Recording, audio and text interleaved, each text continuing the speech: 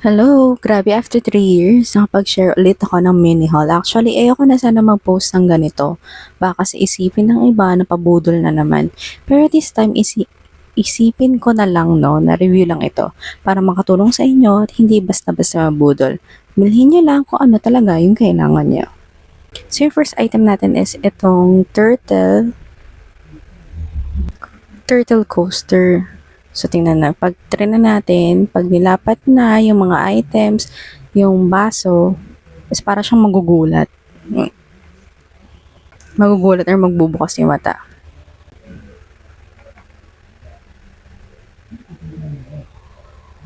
Yung next item natin is itong Squidward, yung lalaganan ito ng salamin. Or yung mga eyeglass, sunglass, eyewear, na usually ginagamit natin everyday. Babasagin nga pala yan. So, mag-ingat at i-place siya sa maayos na lalagyan para hindi mabasag kasi sayang naman. Although makapal naman ito. Yung third is nabili ko on Orange app. Usually nilalagay ko dito yung mga barya. Ayan, tingnan nyo. Oh. Naipitan pa nga ng piso. Nilalagay ko dito yung cash or funds namin for the week. So, dyan namin kinukuha na lang yung pera na gagamitin. This, itong fourth item natin is itong usually pinaglalagyan ko to or iniipitan ko to ng mic na ginagamit ko pag mag-voice over. Katulad nitong ginagawa ko ngayon. Then, yung next item natin, yung fifth, is itong aqua flask. I forgot the color, pero sobrang nagandahan talaga ako sa item na to.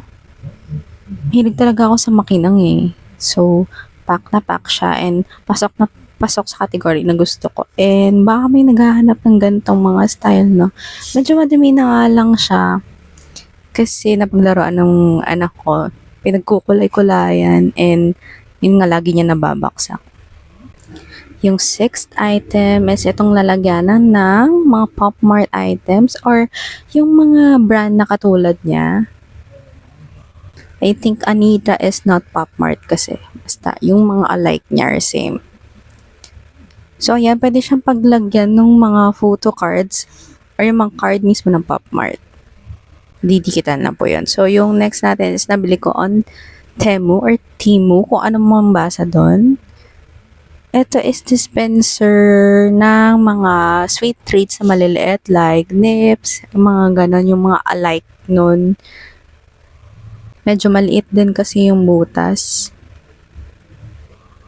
Isipin nyo para lang lalagyanan ng bigasan na pag hinihila mo may mga lumalabas ng mga bigas. Tapos, yung sangkalan is itong maliit na box. So, ayan. Usually, yung mga binibili ko nga mga kakaiba, pero still useful pa din. Para hindi naman masayang yung mga pinagbibili natin pera, 'di ba? So, ito yung pinakalas kong ipapakita sa inyo is itong photo organizer or kung ano man, basta lalagyan siya na anik-anik. Hindi lang naman photo yung mga pwedeng ilagay. Nabili ko to sa Temu. Alam niyo ba kung magkano lang? 370 pesos. Nakuha ko siya. Nag 90% off. Siguro 1 to 2 piece na lang kaya nakuha ko siya ng ganong price. Pero on Orange app, nasa 700 to 1K yung ganito. And mahirap din maka-score ng 370 na lang, guys. Free ship pa yun. At saka, walang sira nung nakuha ko. Walang sira, walang lamat, in perfect shape pa siya.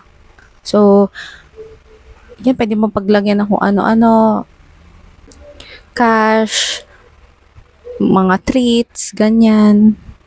Yan, such na gusto mo. So, ayan, yun lang. See you on my second haul. Yun lang, mini lang ulit.